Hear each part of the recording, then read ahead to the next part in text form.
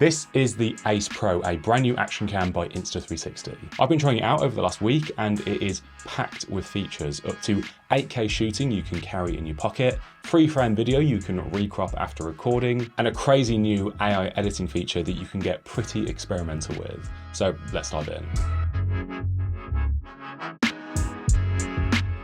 What's up guys, Jack here. I make videos about all things tech. Insta360 did send me this for free to review, but this is not a sponsored video. But I do really like what they've been doing in the camera space. We've looked at a few Insta360 cameras here on the channel before, like the Go 3, which is even smaller. You can take it out of the pod and mount it pretty much anywhere. Stick it to something metal, mount it to a hat, or wear it on a pendant. But there's inevitably going to be some limitations to the sensor size, the image quality and resolution in something this tiny. The Ace series is the new flagship. It comes in two variants with the Ace and Ace Pro.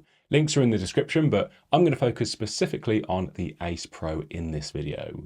The main difference between the two is the sensor size. The Ace Pro can shoot up to 8K versus 6K on the standard Ace. Plus it has a larger 1/1.3 inch sensor, which means it can capture more light with better image quality in darker conditions. This camera is all about versatility, whether you're wanting something for vlogging with, for action sport, or time lapses. It has just about every shooting mode that you could ever need. And I'll go through those in just a sec. But first, let's just get familiar with the design and take a look around. It comes in a pretty standard action camera form factor. It's a bit bigger than something like the GoPro or the DJI Osmo, but still very pocketable. It feels strong, solid, very durable if you are using it for more intense action. Up top, we've got the record button, the power button on the one side, plus a cover for the micro SD and the USB-C port. Then the other side has a larger cover for the battery. This will last you about 100 minutes depending on the shooting mode, which matches what I've been getting in my use, and you can swap this out if you have a spare.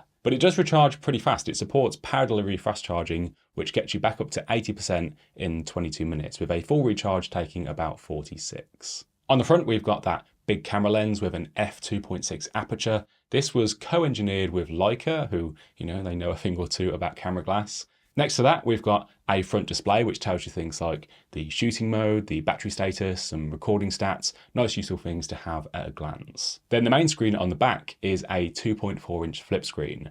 I really like this. You can angle it out if you're shooting down low. It's nice and firm, it stays put. Or you can flip it up 180 degrees when vlogging. Some other cameras will use a little front display as a selfie viewfinder, but I find that this solution on the Ace Pro is just a lot more elegant. You get a nice big display that you can easily check your framing with when shooting solo.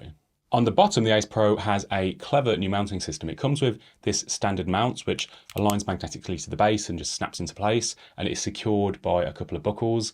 And the camera is, it's not going anywhere once it's on there, unless you give it a squeeze to release it again. And then you've got this vertical prong style mount that will work with a bunch of accessories already on the market for action cameras. But the problem with this is it's not going to play well with those more traditional photo and video accessories that use a 1/4 inch thread, but Insta360 have got a pretty clever solution. They also make this quick release plate that works largely the same way, but has folding prongs that you can tuck away when you want to switch to thread-mounted accessories. So now you've got the best of both worlds. Highly recommend that you pick this up. If you're getting the Ace Pro, it just makes everything work so much better together. If you're looking for a more specific mount, then they do have sets for skiing, motorcycling, mounting to a car, a chest strap on their website. Both the Ace and Ace Pro are rated IPX8 waterproof up to 10 meters. And they have a dive case, which will increase that to 60. And then the multi-mount is pretty cool. It's like a folding selfie stick, reaching up to 50 centimeters. And this also doubles as a tripod when you want to set this thing down. Oh, and I really like this. It's called the monkey tail. You can bend it and sort of like wrap it around things and then mount the Ace Pro pretty much anywhere.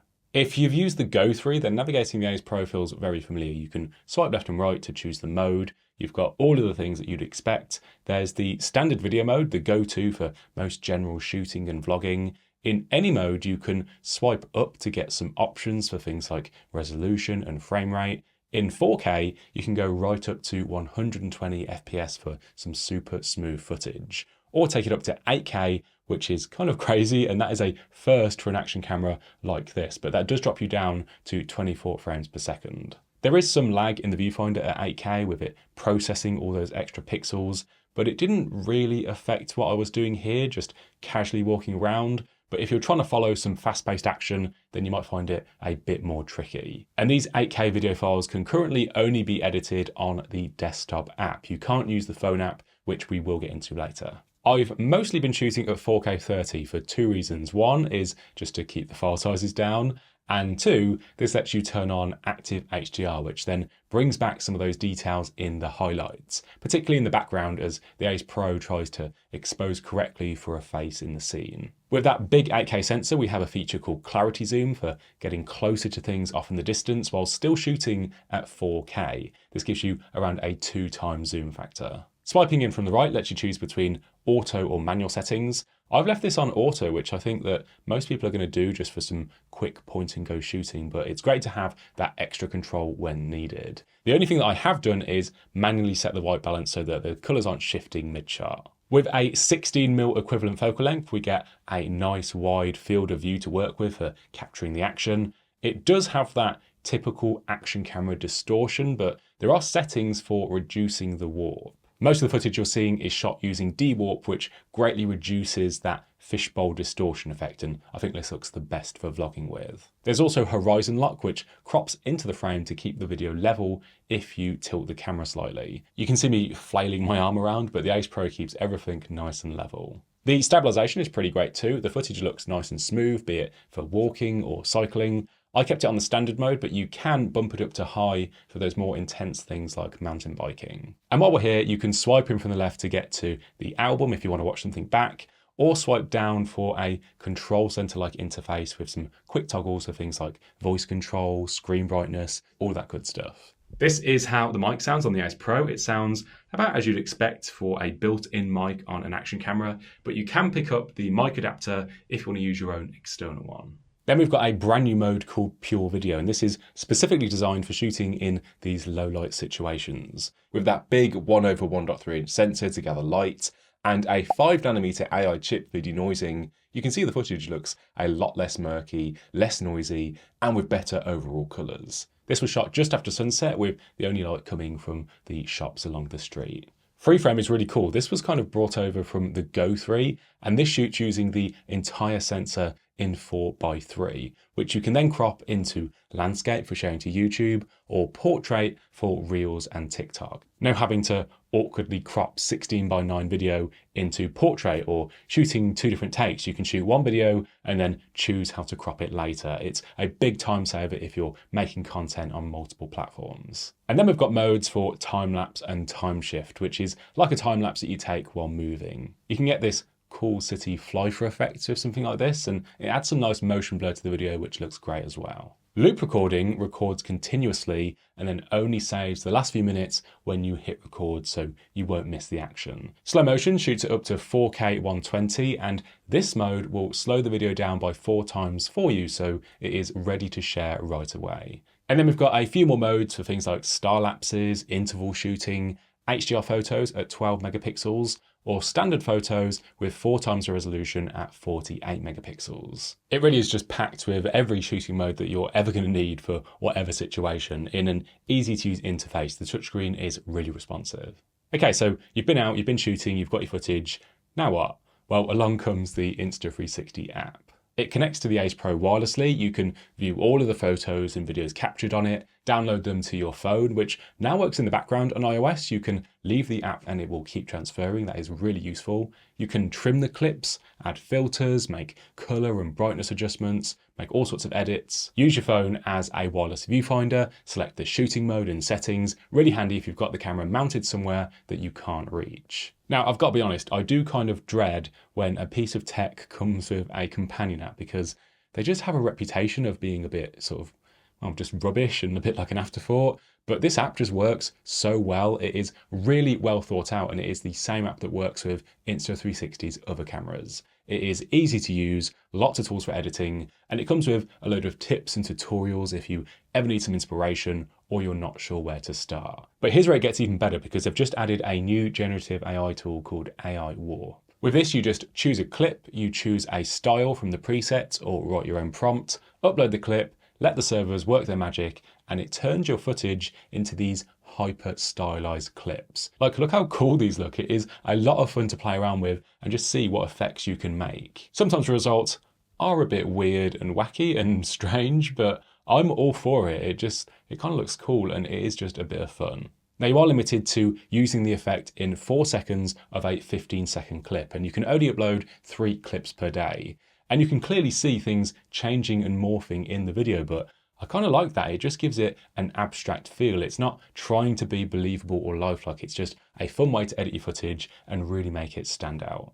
Now, there are just a few more useful features that I think need a mention. You can pause while recording and then resume again in the same clip instead of creating a whole new separate clip. If you mess something up, you can hold the record button to cancel and delete the current recording, so you're not left with a load of bad takes and shots that you just know that you're not going to use. With the AI Highlights Assistant turned on, it finds the best moments from a clip and then lets you delete those sort of less interesting bits of footage in between to save some SD card space. This has gesture controls, so you can enable these to start and stop recording by putting up your palm or taking a photo with the peace sign, which I can't help but do on camera because I just don't know what to do with my arms, so I did take a few accidental selfies. In the box we get the Ace Pro, a USB-C cable, the standard mount for using with action camera accessories, plus a one-time use adhesive mount. They also have this cool little GPS remote accessory, which looks a bit like a smartwatch. It gives you another way to control the camera off device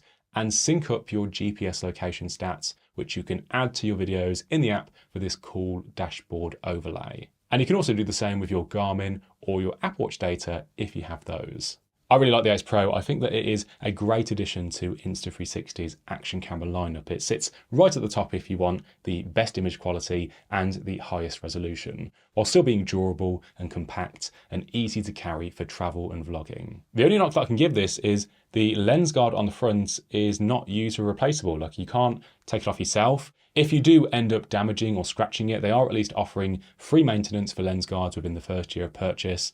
But then you've got to, ship this off and you're going to be without it for a bit. So I'd definitely like to see this be more user replaceable in a future version. The Ace Pro comes in at $450 or pounds, around 50 more than the GoPro 12, but that maxes out at 5.3K versus the 8K here. And you get things like the flip out screen, the free frame video, and all the great stuff that comes with the Insta360 app. It has all the shooting modes that you could need. It is really versatile. I will link to it below. I think it is well worth checking out if you're in the market for an action camera for travel or vlogging, especially when you don't want to, risk using your phone in those high action sports. I haven't done anything too crazy with it yet, but I've got some travel plans later in the year and I'm looking forward to taking this with me to see just what I can do with it. Leave a like if you enjoyed the video, let me know what you think in the comments below, and subscribe and hit the bell to see more tech videos from me. Thanks so much for watching, and I'll see you in the next one.